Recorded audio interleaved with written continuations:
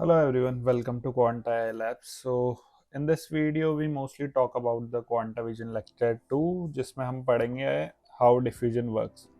तो last class में हमने देखा था कि कैसे हम लास्ट दो लेक्चर में तो सब सिर्फ हमने बात की थी फॉर रिगार्डिंग कि हम क्या क्या पढ़ने वाले हैं और ये LLMs एंड ऑल इनमें मेजर डिफरेंस क्या होता है. ठीक है, इसमें एक चीज़ मिस आउट हो गई थी मेरे से, वो है दोनों में प्रॉम्प्ट इंजीनियरिंग. सो प्रॉम्प्ट इंजीनियरिंग, ठीक है, तो ये बहुत इंपॉर्टेंट स्किल है. तो इसके बाद हम ये देखेंगे, इसमें भी दोनों के अलग अलग है प्रॉम्प्ट इंजीनियरिंग.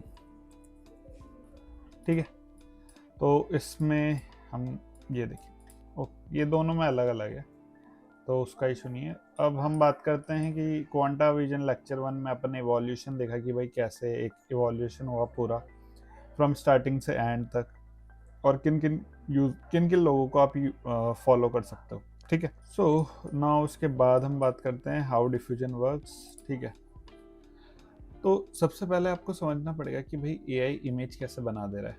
ठीक है, पहले क्या होता था, क्लासिफिकेशन होता था. फॉर एग्जांपल हमारे पास लेट मी सी, या फॉर एग्जांपल ये किसी कुत्ते की इमेज है, तो पहले एआई क्या करता था, बता देता था कि दिस इज द डॉग, और ये डॉग मतलब बताना हो कि इस इमेज में है क्या, तो उसको क्लासिफिकेशन. ठीक है, यहाँ पर हम बात कर लेते हैं कैट हो गया, तो एआई पहले बता सकता था 2011-12 या फिर 2017 के आसपास कि हाँ भाई ये कैट है. ठीक है, लेकिन अब क्या हो रहा है कि अगर आप डॉग लिखोगे तो वो जनरेट भी कर दे रहा है, एक नई इमेज जनरेट कर दे रहा है. अगर आप कैट लिखोगे तो वो एक नई इमेज ही जनरेट कर दे रहा है जो कि पहले नहीं हो पा रही थी. तो ये सब स्टार्ट कहाँ से हुआ, तो वो सीखते हैं. तो एक कंपनी है stability.ai,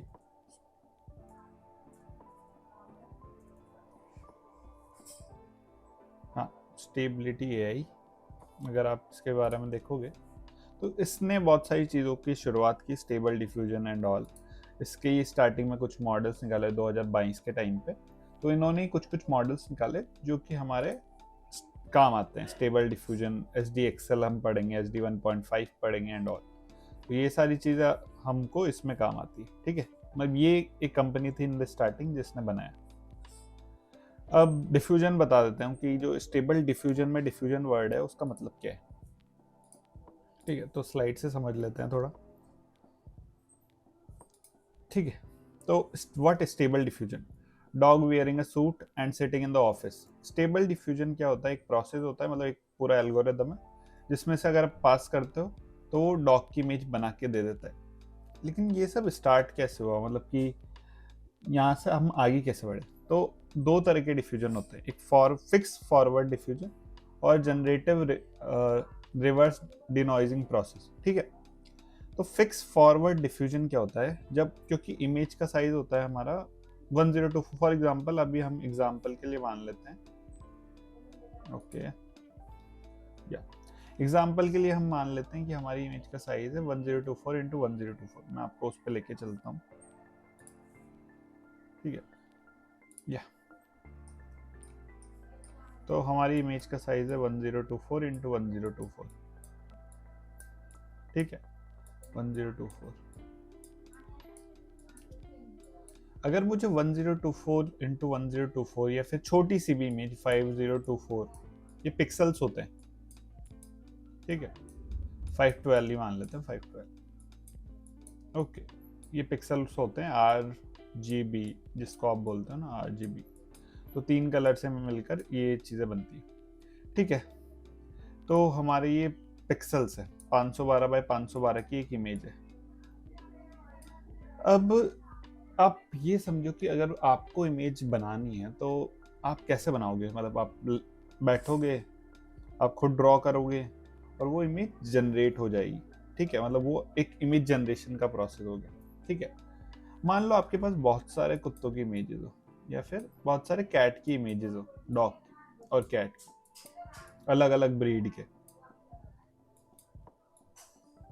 ठीक है, तो एआई क्या करता है, इन सारी इमेजेस को उठाता है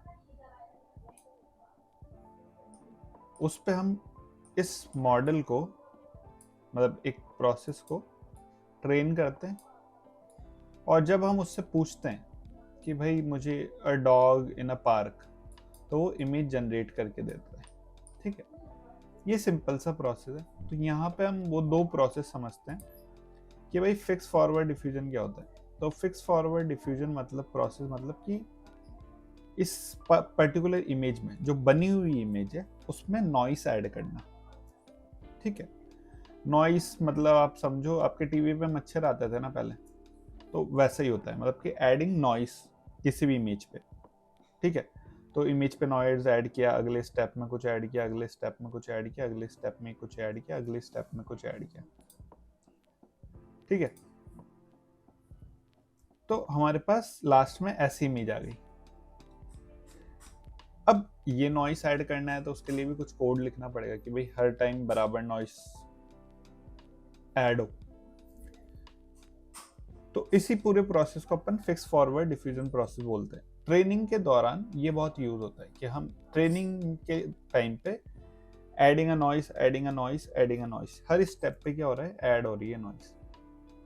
और जनरेटिव रिवर्स डिनॉइजिंग प्रोसेस में क्या है, अब जो अपन ने नॉइस जिस मॉड, मान लो कि आपने एक एल्गोरिदम लिखी, मतलब एक कोड लिखा जिसपे हर स्टेप पे नॉइज ऐड हो रही है। अब आप उसी कोड को यूज कर सकते हो ना कि हर इमेज से नॉइज हटाए, हर इमेज से नॉइस हटाए। तो क्या हो रहा है यहाँ पे कि नॉइस हटाते जा रहा है और वो वापस उसी फोटो को जनरेट कर दे रहा है। लेकिन इस वाले प्रोसेस में और इस वाले प्रोसेस में ये सीधा प्रोसेस है, जहाँ पे हमारा जो सही इमेज थी उसको अपन क्या कर रहे थे, मच्छर की फॉर्मेट में चेंज कर दे रहे थे, नॉइजी इमेज में। और नॉइजी इमेज को किस में चेंज कर दे रहे हैं, एक प्रॉपर इमेज में। ठीक है, अब फिक्स फॉरवर्ड डिफ्यूजन ट्रेनिंग के टाइम पे काम आता है। आपके पास, हमारे पास क्या है, बहुत सारी इमेजेस है, जो इंटरनेट पे भरमार बहुत सारी इमेजेस है। उसको क्या करते हैं, इस फिक्स फॉरवर्ड डिफ्यूजन प्रोसेस से पास करते हैं और नॉइजी इमेज में जनरेट करते हैं। ठीक है, बना देते हैं। अब व्हाट दिस, ये डिफ्यूजन आया कहाँ से? फॉर एग्जांपल आप नॉइस ऐड कर रहे हो, मतलब आप अगर एक ग्लास ऑफ वाटर में ब्लू कुछ भी कलर का ड्रॉप डालते हो तो वाटर जो है डिफ्यूज हो जाता है, वो कलर डिफ्यूजन में चल जाता है और वो पूरा कलर चेंज कर देता है वाटर का। तो डिफ्यूजन वहां से नाम आया। रिवर्स डिफ्यूजन क्या होता है, start from the noise image and recover the dog, मतलब कि स्टार्ट फ्रॉम नॉइज इमेज और वापस हम रिकवर कर जाए किसी भी डॉग की इमेज को। ठीक है, इसके थोड़े सा मैं बढ़ा देता हूँ।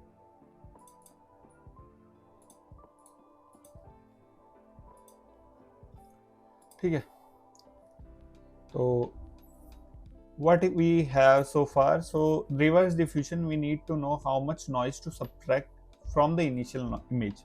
अब सबसे पहले ये बात है कि भाई कितना नॉइज हटाएं नॉइजी इमेज में। रिवर्स डिफ्यूजन जब हमको इमेज जनरेट करनी है तो कितना नॉइज हटाएं, तो उसके लिए हमको चाहिए होगा नॉइज प्रेडिक्टर, मतलब कि एक ऐसा कोड जो नॉइज को बता सके कि भाई कितना नॉइज हटाना है। उसके लिए हमने ट्रेन किया कि न्यूरल नेटवर्क ट्रेन कर लेते हैं, न्यूरल नेटवर्क मॉडल, जो कि हमको बताए कि भाई अगले स्टेप में कितना नॉइज हटेगा, प्रिडिक्ट द नॉइज। ठीक है, how to training is done, training कैसे होती है कि चूज अ इमेज से dog, generate some random noise, corrupt the dog image by gradually adding the noise to the step by step, मतलब कि हम जो डॉग की इमेज है उस पर ग्रेजुअली ऐड कर रहे हैं नॉइज स्टेप बाय स्टेप। वो अब जब वो कर रहे हैं बार बार, तो मॉडल अपने आप लर्न कर लेगा इस चीज को कि कितना नॉइस मुझे ऐड करना है, प्रिडिक्ट कर लेगा। It learns the predict based on multiple training. अब बहुत सारी इमेज है, अब एक दो इमेज नहीं होती, ऐसी हजारों इमेजेस होती है जिसपे ये काम हो रहा होता है। तो वो क्या होता है, it learns to predict based on multiple trainings. वो सीख जाता है, जब आप डॉग पे इमेज पे नॉइस ऐड कर रहे हो तो वो सीख जाता है। Achieving by showing the right answer. Okay, अब उसको क्या करते हैं अपन, दिखाते हैं कि भाई सुपरवाइज लर्निंग जिसको बोलते हैं, और वेट ट्यूनिंग। जब ये प्रोसेस बार बार होता है तो न्यूरल नेटवर्क जो होता है उसके मॉडल वेट्स अपने आप ट्रेन होते रहते हैं। अगर मैं आपको समझाऊं इस पे, तो मान लो कि भाई ये हमारा इस टाइम पे यहाँ पर, ठीक है, एक कर्व बना लेते हैं, that would be the loss. ठीक है, तो मान लो कि आपने ट्रेनिंग यहाँ से स्टार्ट करी, मतलब आपने बोला कि नॉइस प्रेडिक्ट करो भाई इसमें पहला, तो वो नहीं कर पाया नॉइस, ठीक है। फिर आपने कुछ चेंज किया एंड देन आपने बोला कि प्रेडिक्ट करो, तो फिर उसने प्रेडिक्ट किया कि अगला फोटो ऐसा हो सकता है, फिर अगला फोटो ऐसा हो सकता है। तो इस पूरे प्रोसेस को करते करते मुझे चाहिए सबसे लॉस, मतलब कि डिफरेंस जो हो ना लॉस फंक्शन का, मतलब कि लास्ट इमेज और लास्ट इमेज जो आ रही है हमारे पास उसमें, फॉर एग्जांपल अगर आप यहाँ से समझोगे तो यहाँ पे क्या हो रहा है, हम नॉइस, अगर इसको मैं उल्टा देखता हूँ कि एक डॉग की इमेज थी जिसपे मैं नॉइस ऐड करते जा रहा हूँ, तो अगली इमेज, उसके बाद अगली इमेज, उसके बाद अगली इमेज, उसके बाद अगली इमेज, उसके बाद अगली इमेज, उसके बाद अगली इमेज, और फाइनली हमारे पास ये। तो हमारे पास इमेजेस भी है, हमने एक ऐसा कोड लिख दिया जो नॉइज भी ऐड कर सकता है, ठीक है। तो हमारे पास दोनों चीजें, ये ट्रेनिंग का पर्पस था, ठीक है। अब नॉइस प्रेडिक्टर ट्रेनिंग जो मॉडल बना वो नॉइस प्रेडिक्टर है। अब मान लो कि ये इमेज है, पहली बार नॉइस ऐड किया, दूसरी बार नॉइस ऐड किया, तीसरी बार, चौथी बार में ऐसी इमेज आ गई, ठीक है। ये जो ट्रेन कर रहे हैं अपन न्यूरल नेटवर्क, वो क्या है, नॉइस प्रेडिक्टर ट्रेनिंग है, ठीक है। How reverse diffusion work. अब जब ट्रेनिंग का टाइम था तो हमने क्या किया था, अच्छी इमेज पे नॉइस ऐड किया था, ठीक है। अब ट्रेनिंग के टाइम पे हमने क्या ट्रेन कर लिया, नॉइस प्रेडिक्टर ट्रेन कर लिया, एक ऐसा मॉडल जो कि जिसको पता है कि मुझे कितनी नॉइस हटानी है। रिवर्स डिफ्यूजन में हम क्या करते हैं, जनरेटर रैंडम नॉइस, एक नॉइजी इमेज बना लेता है रैंडम, ठीक है। Use the trained noise predictor, हम उसी नॉइस प्रिडिक्टर को यूज करते हैं जो हमने यहाँ पे ट्रेनिंग के टाइम बनाया था, ठीक है। कि जो नॉइजी इमेज है, अब अपन क्या ले रहे हैं, स्टार्टिंग में ही नॉइजी इमेज ले रहे हैं और फिर नॉइज सब्ट्रैक्ट करते जा रहे हैं उसमें से। Repeat multiple step we arrive at the cat, मतलब कि वहां पे कैट तक पहुंच सकते हैं अपन। ये वाला उल्टा, अगर मैं सेम चीज अब इस पे से नॉइज हटाऊं, इस पे से नॉइज हटाऊं, तो ऐसा, ये मैंने यहाँ पर भी डाला हुआ है, ये नॉइजी इमेज थी, यहाँ से हटाया, यहाँ से हटाया, यहाँ से हटाया, यहाँ से हटाया, यहाँ से हटाया। अभी ये चीज समझो आप, अभी टेक्स्ट पे मत जाओ। फिर अब आगे आते हैं कि भाई प्रॉब्लम क्या थी, मतलब पहले भी तो कर सकते थे ना अपन ये वाले काम। इशू ये आ रहा था कि भाई पिक्सल्स में अगर आप 512 बाय 512 की इमेज को करोगे तो 7, 8, 6, 4, 3, 2 पिक्सल्स होते हैं। रेड के इतने होते हैं, ग्रीन के इतने होते हैं और ब्लू के इतने होते हैं, RGB कलर के पिक्सल। तो उसको सॉल्व करने के लिए क्या हुआ, हमने एक नया स्पेस बनाया, पिक्सल स्पेस और लेटेंट स्पेस। लेटेंट स्पेस क्या होता है, एक छोटी, मतलब एक पिक्सल स्पेस 512 बाय 512, मान लो कि इसको 16 बाय 16 में ले गए हम, बहुत छोटे स्पेस में, लेटेंट स्पेस में इमेज को, और वहां पे ये सारा काम किया, ठीक है। हाउ द स्पीड इस problem is solve, the noise image is scale down into latent space. एक पिक्सल स्पेस था, उसको लेटेंट स्पेस में लेकर गए। अब लेटेंट स्पेस क्या है, 4 इंटू 64 बाय 64, मतलब 16,000 कर दिया। ये जो 7 लाख थे पिक्सल, उसको कितने पे लेकर आ गए अपन, 16,000 पे। Noise predictor subtract the mouse noise, the image is upscaled into pixel image. अब क्या हुआ, सबसे पहले हमें इमेज को किस पे लेकर गए, लेटेंट स्पेस में, फिर वहां पर सारा काम किया हमने इमेज प्रोसेसिंग का, फिर उसको लेटेंट स्पेस में किससे चेंज, लेटेंट स्पेस से किस में चेंज कर लिया, पिक्सल स्पेस में चेंज कर लिया। तो वो किया जाता है वेरिएशनल ऑटो एनकोडर्स। ये भी एल्गोरिदम लिखी हुई है कि किसी भी इमेज को आप किस में डाल सकते हो, लेटेंट इमेज में, और डिकोडर जो क्या करता है उसको, हमारे एनकोडर उसको लेटेंट स्पेस में डालता है और लेटेंट स्पेस से पिक्सल स्पेस में डिकोडर डालता है। ये हायर डायमेंशनल है, दैट्स इट, हायर डायमेंशन में ले जाएगा। अब लेटेंट कोड की बात कर लेते हैं। लेटेंट कोड लोअर डायमेंशन है, ठीक है, क्योंकि हमको क्या करना था, बहुत ज्यादा पिक्सल्स हो रहे थे, इसलिए उसको फास्ट करने के लिए हमको लेटेंट स्पेस में जाना पड़ा, लेटेंट स्पेस बनानी पड़ी, ठीक है। Apply the same training logic जो हमने यहाँ पे सीखा था, ट्रेनिंग, नॉइस प्रेडिक्टर ट्रेनिंग। अब ये सारी चीज हमको किस में ये हम पिक्सल पे कर रहे थे पहले, अब ये सेम चीज हमको किस पे करनी पड़ेगी, लेटेंट स्पेस के लिए करनी। We decode image into latent space, add latent noise, जिसको हम टेंसर बोल देते हैं, we encode image back to the pixel, समझे। अब सेम काम जो हम पिक्सल स्पेस में कर रहे थे, अब हम उसको लेटेंट स्पेस में कर रहे हैं, और VAE decode image into latent space adds latent noise, जिसको हम टेंसर बोलते हैं, और VAE encode image back to the pixel space. This is why it is longer.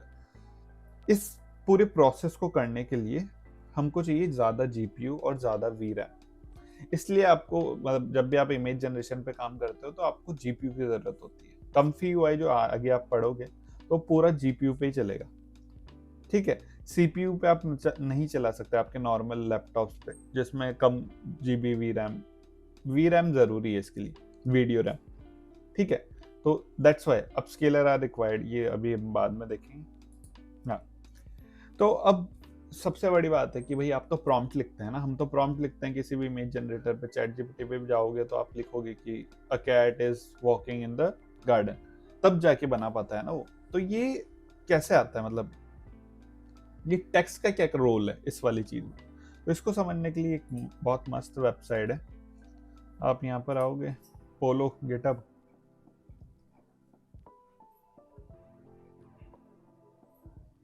Search करने का ऑप्शन है क्या?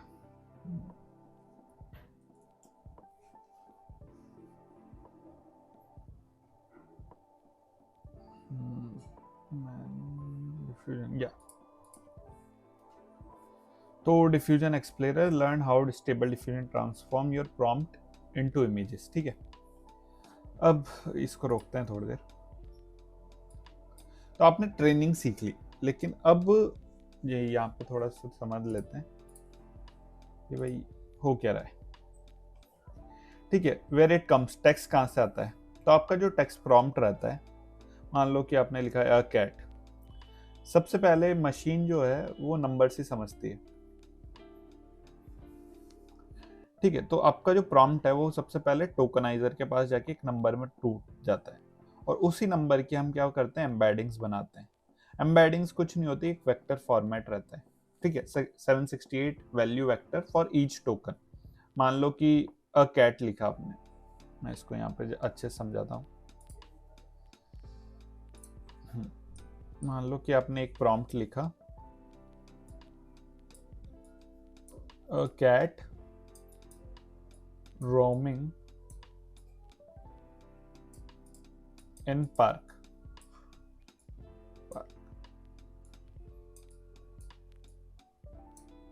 ठीक है। ये 5 वर्ड है, a cat roaming in park, ठीक है। तो इन पांचों का क्या होगा, एक टोकन आईडी होगा, a cat roaming in park. तो इनका एक टोकन आईडी होगा। अब टोकनाइजर क्या होता है, टोकन आईडी क्या होता है, we will see in the LLM part, उसमें थोड़ा पढ़ेंगे। लेकिन हाँ, आप ये समझो कि हर चीज को हर प्रॉम्प्ट को नंबर में तोड़ दिया। मान लो कि इसका नंबर है 1 2 3 4 5, ठीक है। और उस टोकन आईडी से एसोसिएटेड क्या होगा, एक वेक्टर होगा, जिसको हम एम्बेडिंग मॉडल के थ्रू जनरेट करवा सकते हैं। अगर आप देखोगे भाई एम्बेडिंग मॉडल्स क्या होते हैं, एम्बेडिंग मॉडल्स हगिंग फेस पे जाओगे तो आपको बहुत सारे मिल जाएंगे, ठीक है। Models hugging face, embedding models hugging face पे जाओगे, टेक्स्ट एम्बेडिंग मॉडल्स, तो देर आर थाउजेंड्स ऑफ, मतलब ये मॉडल क्या होते हैं, जो आपके टेक्स्ट है, जो आपके टोकन आईडी है, उसको किस में चेंज कर देते हैं, एम्बेडिंग्स में चेंज करते हैं, एक वेक्टर फॉर्मेट में, हायर डायमेंशन स्पेस में। अब ये वाली चीज को समझते हैं, थोड़ा ट्रिकी है, तो इसको समझते हैं। अब हायर डायमेंशन का मतलब मैं क्या कहना चाह रहा हूँ, फॉर एग्जाम्पल इसको अभी देखते हैं, ये टोकन एम्बेडिंग्स तक आप ये समझो कि भाई ये टोकन एम्बेडिंग तक जाता है, मतलब कि एक वेक्टर में चेंज हो जाता है। लेकिन ये वेक्टर बनता कैसे वो समझो। मान लो कि आपके पास बुक्स का कलेक्शन है, ठीक है। आपके पास फिजिक्स की बुक्स का कलेक्शन है, आपके पास हैरी पॉटर की बुक्स का कलेक्शन है, आपके पास और भी बहुत सारी किताबों का कलेक्शन है। मतलब कि देखो, नहीं तो और इजी कैसे समझा सकते हैं, ठीक है, ठीक है। ये वाले से समझते हैं, बुक्स वाले एग्जांपल्स। मान लो आप इसको 2 डायमेंशन इसमें ग्राफ में तोड़ना चाह रहे हो। इधर एक्स एक्सिस पर है कि कितनी बड़ी स्टोरी है। अगर हम यहाँ पे पेजेस के बेसिस पे कर लेते हैं कि 100 पेज यहाँ पे आएगा, लेकिन माइनस में पेजेस के बेसिस पे नहीं होता, फिक्शनल के बेसिस पे कर लेते हैं कि कितनी फिक्शनल किताब है। अगर लेस फिक्शनल है तो इधर जाते जाएगा, ठीक है। और हम वाई एक्सिस पे रख देते हैं हमारा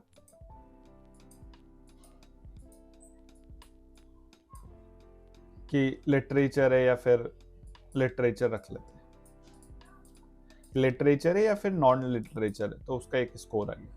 मान लो कि आप है ना हैरी पॉटर उठाई, तो ये एक फिक्शनल बुक है, ठीक है, और ये लिटरेचर भी है, तो इस हैरी पॉटर की बुक के 2 वेक्टर आ गए, ठीक है, 2 पॉइंट्स आ गए ना हमारे पास यहाँ पर। और मान लो कि आपने कोई फिजिक्स की बुक उठाई, तो वो क्या है, मतलब फिक्शनल भी नहीं है और लिटरेचर भी नहीं है, तो वो यहाँ इस वाले बॉक्स में आ गई, ठीक है। इस वाले बॉक्स में 2 पॉइंट पे आई। मान लो अभी सिर्फ मैंने 2 पॉइंट ही लिखे। अब एक और डायमेंशन में बना देता हूँ बुक्स का रिगार्डिंग, मान लेते हैं कि पेजेस के नंबर पे, कि भाई ज्यादा पेजेस किस में, तो वो एक और डायमेंशनल हो गया। कैरेक्टर बेसिस पे बना सकते हैं कि किस में कितने कैरेक्टर हैं अभी या नहीं, तो वो एक और डायमेंशन हो गया।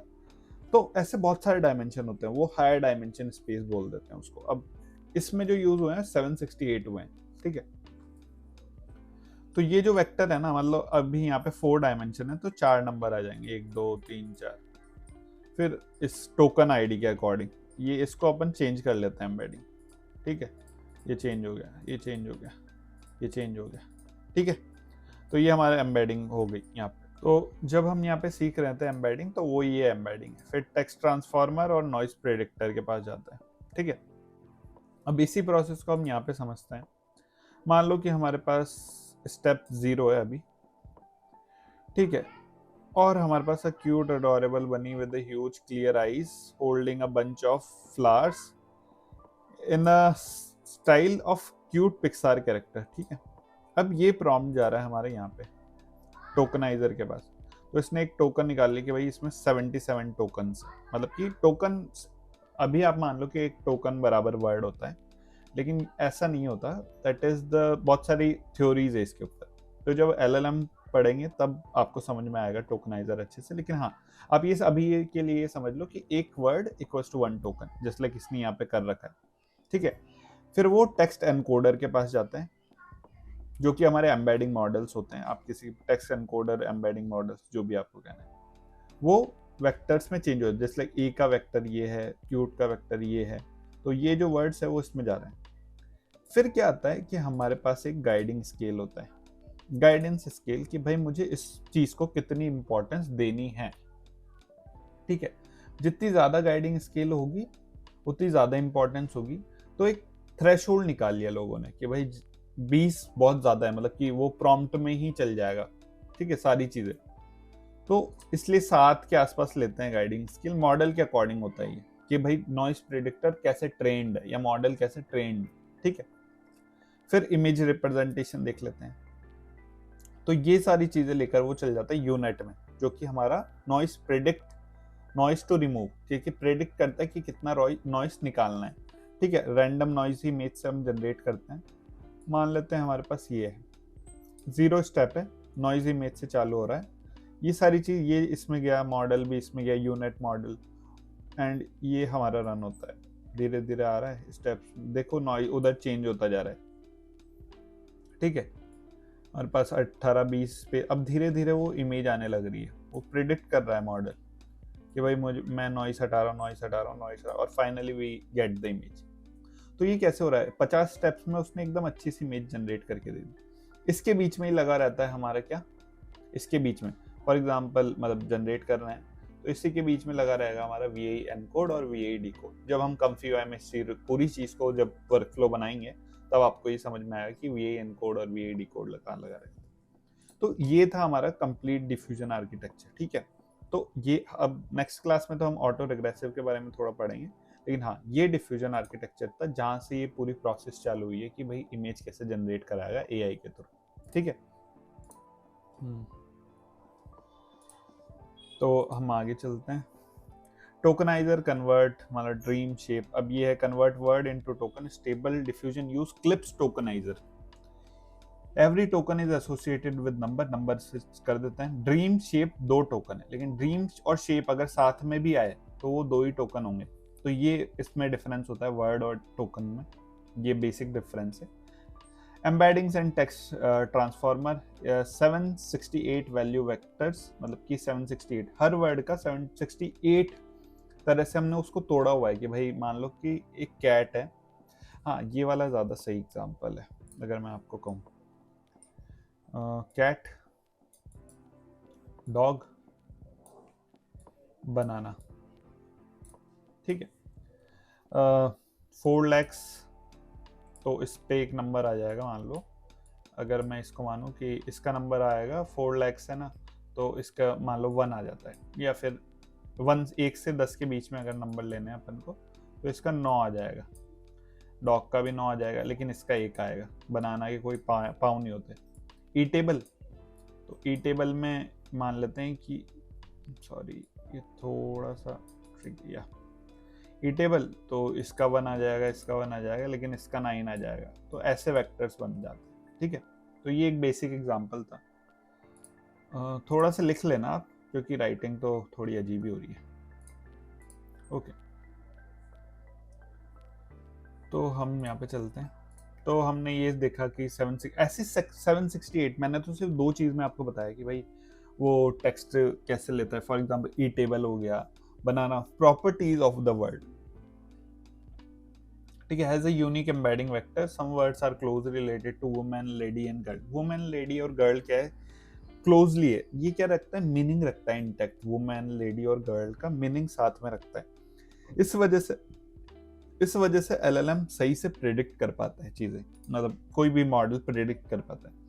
Text embedded vector goes into text transformer. This transformer can help to depth map image and class labels as an input and process the data. ये वाली चीज़ फिर आगे जाती है एंड सारी चीज़ प्रोसेस होती है। ये सारा कंप्लीट प्रोसेस है। यहाँ पे हमारा क्लिप मॉडल है, टोकनाइजर है, आपने ये अ डॉग वियरिंग हैट, तो यहाँ पे गया, फिर यहाँ पे टेक्स्ट एम्बेडिंग्स में गया, एम्बेडिंग्स में यूनेट में गया, इधर से अपन ने नॉइजी इमेज ली, लेटेंट में भेजा, लेटेंट में यूनेट में गया, कंडीशनल लेटेंट, और फिर ये पूरा प्रोसेस यहाँ पे हुआ। फिर भी ये इनकोड से अपन ने निकाले और ये इमेज हमको बनकर आ गई। तो ये कंप्लीट प्रोसेस था डिफ्यूजन आर्किटेक्चर का। This is the most important thing, आपको ये चीज समझनी पड़ेगी कि ऐसे एआई से इमेज बनती है, ठीक है। तो ये कुछ लोग हैं जिनको आप फॉलो कर सकते हो, जहाँ पे आपको बहुत सारी चीज़ें मिल जाएगी, टेंसरफ्लो, प्रोजेक्टर एंड ऑल, तो मैं आपको ये प्रोवाइड कर दूंगा। बाकी hope you like this video, if you like the video subscribe our channel और सभी दोस्तों के साथ शेयर करो for interesting AI tech. Thank you.